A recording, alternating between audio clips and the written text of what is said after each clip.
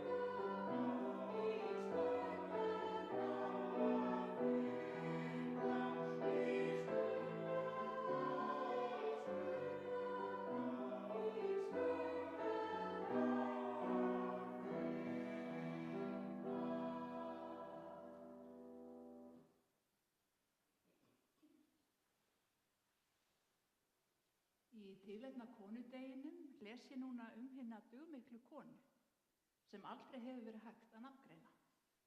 Sagt frá eiginleikum hinnar dugmiklu konu í alveg einstaklega fögrum orðum og finnst mér því eiga vel við að lesa hana hér á konudegi. Sagt frá hinni dugmiklu konu í orðskviðum Gamla testamentisins, kafla 31, versum 10-31 sem hljóma svona. Dugmikla konu, hver hlýtur hana? Hún miklu dýrmætari en perlur. Hjarta manns hennar treystir henni og ekki lát á hagsæld hans. Hún gerir honum gott og ekkert illt alla ævidaga sína. Hún sér ull og hör og vinnur fúslega með höndum sínum. Hún eins og kaupförin, sækir björgina langt að. Hún fer á fætur fyrir dögun, skammtar heimilisfólki sínu og segir ferðum sínum fyrir verkum. Fái hún augstað og akri kaupir hún hann og af eigin rannleik býr hún sér vingarð. Hún girðir lendar sínar krafti og tekur sterklega til armleggjunum. Hún finnur að starf hennar ábáta samt, á lampa hennar sloknar ekki nætur. Hún réttir út hendurnar eftir roknum og fingur hennar grípa snælduna. Hún örlát við bástadda og réttir fram hendurnar móti snauðum. Ekki óttast hún heimilisfólk sitt, þótt snjói, því að heimilisfólk hennar klætt skarlati. Hún býr sér til ábreiður, klæðnaður hennar úr baðmull og purpura. Maður hennar mikils metinn í borgarhliðunum þegar hann situr með öldungum landsins. Hún býr til línkirtla og selur þá og kaupmanninum fær hún belti. Kraftur og tign klæðnaður hennar og hún fagnar komandi degi. Mál hennar þrungið speki og ástúðleg fræðsla á tungu hennar. Hún vakir yfir því sem fer fram á heimili hennar og etur ekki letinar brauð. Börnin hennar segja hana sæla, maður hennar hrósar henni. Margar konur hafa sýnt dugnað, en þú tekur þeim öllum frá. Yndisstokkin svikull og fegurðin hverful, en sú kona sem óttast drottinn á hróskilið. Hún njóti ávaxta handa sinna og verk hennar skulu vexa með hana í borgarhliðunum. Þannig hljóðar fallega frásögnin hina dugmiklu konu. Og næst ætlum við að heyra Sálm 296, þér friður á jörðu fylgi nú. Oh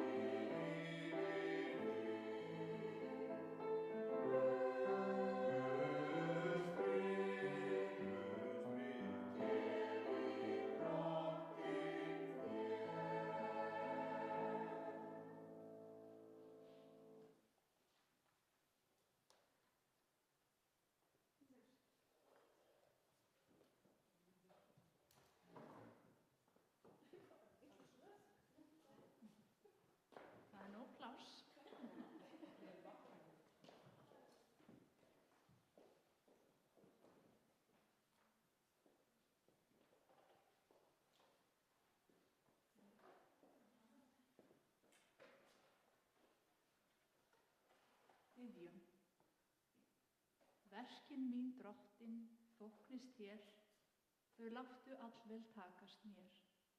Ávaxtar söm sé iðjan mín, yfir mér hvíli blessun þín. Amen. Friður sé með okkur. Í 31. versi og loka versi orðskviðanna stendur: hún njóti ávaxta handa sinna. Sumir sauma þjóðbúning á sig og sína og fá þá virkilega að njóta ávaxta handa sinna þegar þau líta á þjóðbúninginn sem þau hafa gert. Ég ætla að lesa núna íslenska þjóðbúninginn, en upplýsingarna fékk ég í bókinni Faldar og skart, Faldbúningurinn og aðrir íslenski þjóðbúningar. Höfundur bókarinnar er Sigrún Helgadóttir og bókaútgáfan Opna og Heimilisiðnaðarfélag Íslands gaf út bókina árið 2013 í samstarfi við Þjóðminjasafn Íslands. Þeir búningar sem fólk klæddist hversdags á Íslandi aldir eru nú kallaðir þjóðbúningar og eru notaðir sem hátíðabúningar. Einnig hafa verið hannaðir sérstakir hátíðabúningar, líkir þjóðbúningu. Er þjóðbúningur svipað fyrirbæri og þjóðlag og þjóðsaga?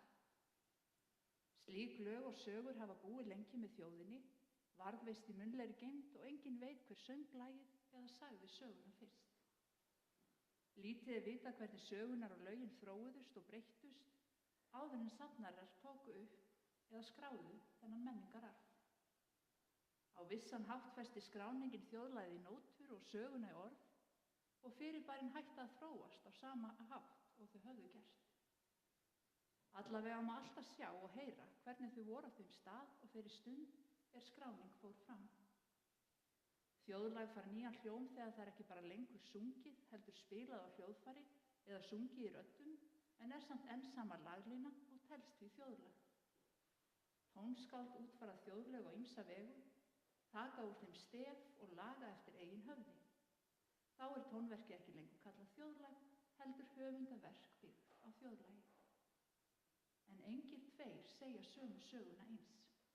Saga í munnlegri geymd verður því til í ýmsum útgáfum, getur jafnvel orðið að nýrri sögu. Þegar farið var að skrá sögurnar og prenta, var sama sagan ólík eftir því hver skráði hana eða eftir því hvar á landinu hún var skrásett, en taldist þó sama sagan ef söguþráður var að mestu leyti sá sami. Skáld og rithöfundar nota oft þjóðsögu sem þema í bókmenntaverkum, skáldsögum og leikritum. Verkið er þá ekki lengur þjóðsaga heldur höfundaverk, skrifað undir áhrifum frá þjóðsögum. Og segja má að þjóðbúningurinn falli í þetta sama form. En enginn veit hver útbjó snið faldbúningsins á sínum tíma, sem er elsta gerð þjóðbúnings íslenskra kvenna sem þekkt er. Það hvernig fötin þróuðust, sniðin, efnin, litinir, réðst að einhverju leyti af tískustraumum, þrýstingi frá kirkju og stjórnvöldum, en þó fyrst og fremst af því hvað hægt var að fá hérlendist og hvað reyndist vel við íslenskar aðstæður.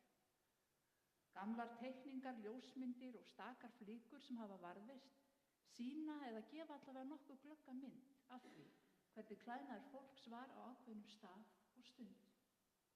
Engir tveir búningar voru nákvæmlega eins því að hver einstaklingur mótaði sinn klæðnað eftir efnum og smekk.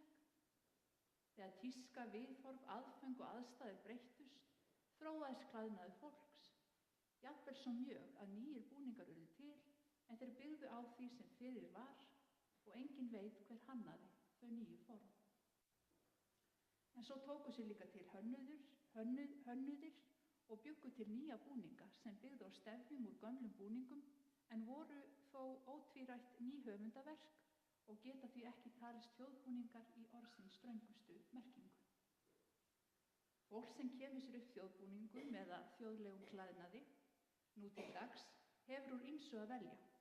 Faldbúningum 18. og 19. aldar, upplutum og peysufötum 19. og 20. aldar og hefðbundnum karlabúningum. Þessir búningar falla undir þá skilgreiningu að teljast þjóðbúningar. Það sama gildir varla skautbúning og kyrtilbúning sem Sigurður Guðmundsson hannaði á 19. öld og alls ekki hátíðabúning karla frá árinu 1994 sem Kristinn Steinar Sigríðarson hannaði. Íslenskar konur klæddust faldbúningum aldir og langt fram á 19. öld. Þegar líða tók á öldina dró mjög notkun hans og upp úr miðri 19. öld var faldbúningur varla notaður lengur. Þær konur sem vilja eignast faldbúning byrja flestar á að ákveða hvort þær ætla að miða við búning 18. eða 19. aldar. Augljósasti munurinn á þeim búningum er að á 18. öld báru konur krókfald á höfði en á 19. öld hafði hann þróast í spaðfald. En búningurinn ber sem sagt nafnið af faldinum sem að konur báru á höfði sér. Upplutur var hluti faldbúningsins frá aldaöðli og ekki litið á hann sem sérstakan búning. Upplutsbólurinn var oft saumaður fastur á millipils. Kona við hversdags vinnu bar oft ekki fald heldur var með skotthúfuna sína. Hún fór svo gjarnan úr treyju og faldbúningspilsi, ekki síst ef heitt var eða hún vildi hlífa útsaumuðu pilsi og treyju. Þá var hún á upplutnum og millipilsinu.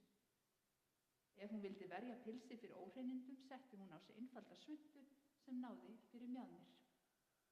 Þá var búningur hennar í raun sá sem nú er kallaður upplutur 19. aldar. Upplutur ber nafn af bolnum, hann var þröngur, oftast úr mislitu ullarklæði eða flaueli, grænu, rauðu eða bláu. Undir upplutnum voru konur í ljósi nærskyrtu úr ull eða líni. Uppluturinn var opinn að framan og reimaður saman með millum. Þær voru festar á brún boðanga, 5 eða fleiri, hvoru megin, og reimaður saman með millureim svo að uppluturinn félli þétt að. Upplutur 20. aldar var að mörgu leyti ólíkur þeim sem konur klæddust öldinni áður. Til dæmis var uppluturinn alltaf svartur og var fleiknar en fyrr og millipör aðeins 4 í staðinn fyrir að vera 5 eða fleiri. Á seinni hluta 18. aldar voru konur farnar að nota prjónaðar skotthúfur meira en áður í stað falsins og prjónuðu þær líka peysur í stað treyjana. Þá var stutt í að peysan væri lengd svo að festa mætti pilsi við hana og loks var upplutnum alveg sleppt. Þarna var þá kominn húfu- og peysubúningur sem nú kallast peysuföt. Faldbúningurinn var sífellt sjaldgæfari en peysuföt tóku við sem spariföt. Á 19. öld voru peysuföt oftast svört en gátu verið svartblá og peysan var aðskorin með síðum þröngum ermum. Peysuföt 20. aldarinnar voru alltaf svört. Peysan var sem fyrr aðskorin en með svolitlu púffi við öxl. Mér finnst auðsjáanlegasti munurinn á 19. aldar og 20. aldar peysufötum vera sá að á 20. aldar peysufötunum er stór slaufa á barmi. Hefð notkun þjóðbúningana hefur breyst. Fyrr á tímum átti fólk minna af fatnaði og því nauðsynlegt að vanda til hans og hirða vel fötin. Í upphafi 20. aldar áttu konur kannski upplut til daglegs brúks og peysuföt til spari en fátt annað. Því var fullkomlega eðlilegt að sjá konur klæddar þjóðbúningum hversdags en sú hefð leið undir lok á 8. áratugnum. Lengi á Íslandi settu lög hömlur á klæðnað karla. Þeir máttu ekki berast á í klæðaburði nema þeir væru menntamenn eða þeir mun auðugri. Karlabúningar voru fyrst og fremst látlausir og hentugir vinnubúningar. Börn klæddust fötum sambærilegum fötum fullorðinna en þó var trúlega oftast minna í barnaföt borið. Ég ætla að enda þessa tölu mína á að lesa hvaða föt strákurinn Jónas Hallgrímsson taldi upp leið og hann klæddi sig í einn morguninn snemma á 19. öld. Buxur, vesti, brók og skó, bætta sokka nýta, húfutetur, hálsklút þó, hálistana hvíta. Kannski hefur þetta verið sami vikudagur í dag, það er sunnudagur, því að Jónas fór í hvíta háleista utan yfir sokkana. En ég ætla ekki að tala meira í bili, ég ætla að biðja kórinn og Lindu að koma hingað aftur upp og næst heyrum við Sálm 540, Hróp mitt er þögult.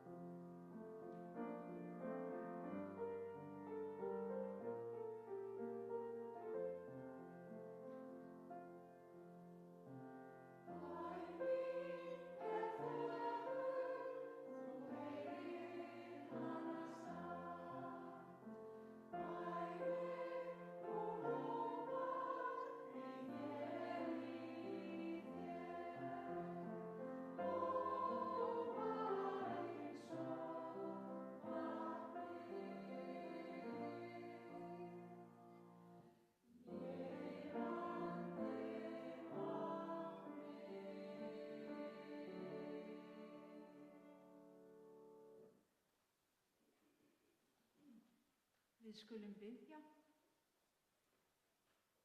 Eilífi Guð, þig heiðrum vér og tignum þitt heilaga nafn. Heyr bænir vorar þegar söfnuðu þinn lítur þér, biður og þakkar fyrir allt það sem þegið hefur verið úr hendi þinni. Fyrir Jesú Krist, drottinn vor. Drottinn, heyr vora bæn. Vér felum þér kirkju þína víða veröld og alla þá sem útbreiða ríkið þitt. Vér minnumst kirkjulands vors, biskupa, presta, djákna, allra starfsmanna og safnaða og byggjum að orð þitt sé allstaðar lifandi og virt börnum þínum til blessunar. Fyrir Jesú Krist, drottinn von. Drottinn, heyr vora bæn. Vér felum til land vort og þjóð og byggjum leiðsögn þeim til handa sem vandastörfum gegna í almanna þágu. Blessa forsetavorn, ríkisstjórn, löggjafarþing og dómstóla, lát frið og einingu ríkja meðal þjóða, sátt því sem með skilningi móta viðhorf vor. Fyrir Jesú Krist, drottinn vor. Drottinn, heyr vora bæn. Vér felum þér sjúka og vanheila, sorgmæta á þá sem áhyggjur þjaka, vitja þeirra og bæt úr hverju böli. Fyrir Jesú Krist, drottinn vor. Drottinn, heyr vora bæn. Vér felum þér heimili vor og fjölskyldur, lát helgan anda þinn göfga dagfar í önnum og hvíld, í gleði og raun. Leið hvert barn til þroska, hvert ungmenni til trúar á þig. Fyrir Jesú Krist, drottinn vor. Drottinn, heyr vora bæn. Við felum þér líf vort og starf og biðjum þess að við megum vinna ljósins verk meðan dagur og getum örugg staðið frammi fyrir þér ævi voru líkur. Við minnumst þeirra sem sofnaðir eru. Þeir hvíli í friði og þitt eilífa ljós lýsi þeim. Fyrir Jesú Krist, drottinn vor. Drottinn, heyr vora bæn. Við felum þér drottinn þau bænarefni önnur sem á oss hvíla og biðjum í hljóði saman.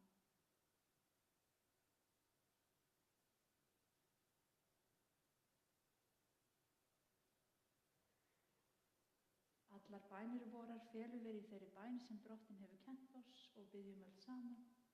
Faðir vor, þú sem ert á himnum, helgist þitt nafn, tilkomi þitt ríki, verði þinn vilji svo jörðu sem á himni. Gef oss í dag vort daglegt brauð og fyrirgef oss vorar skuldir, svo sem vér og fyrirgefum vorum skuldunautum. Eigi leið þú oss í freistni, heldur frelsa oss frá illu, því að þitt ríkið, mátturinn og dýrðin að eilífu. Amen.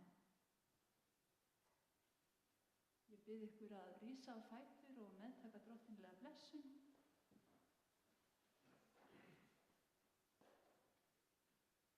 Drottinn blessi þig og varðveiti þig. Drottinn láti sína ásjónu lýsa yfir þig og sé þér náðugur. Drottinn upplyfti sínu augliti yfir þig og gefi þér frið.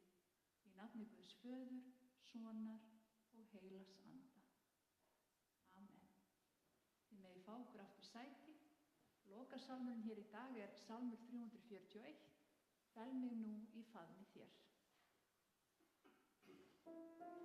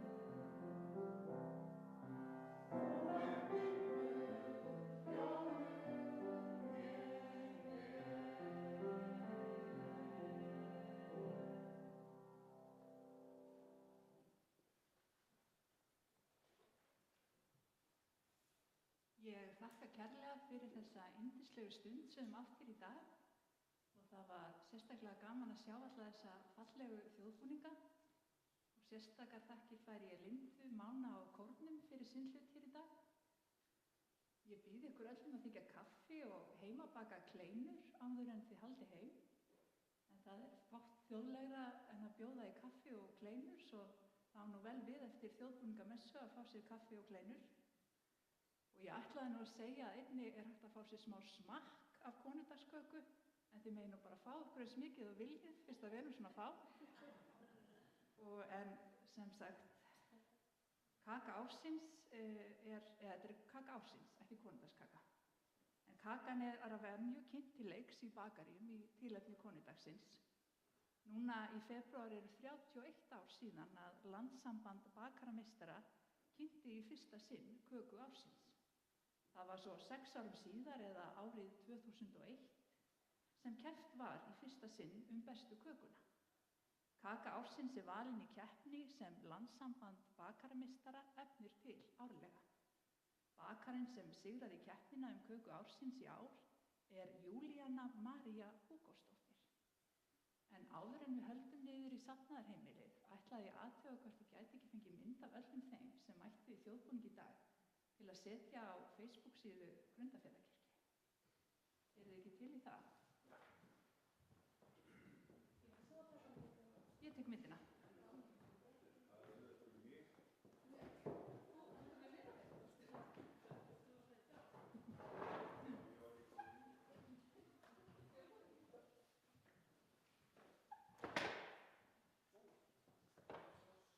Svo fæ ég bara AI til að bæta fleirum á myndina. Svo fæ ég bara AI til að...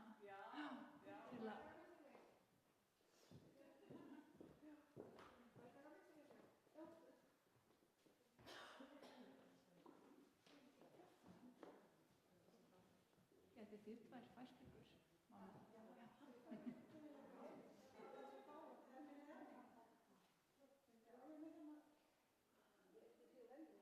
Allir að segja sís. Glæsilegar. Takk fyrir.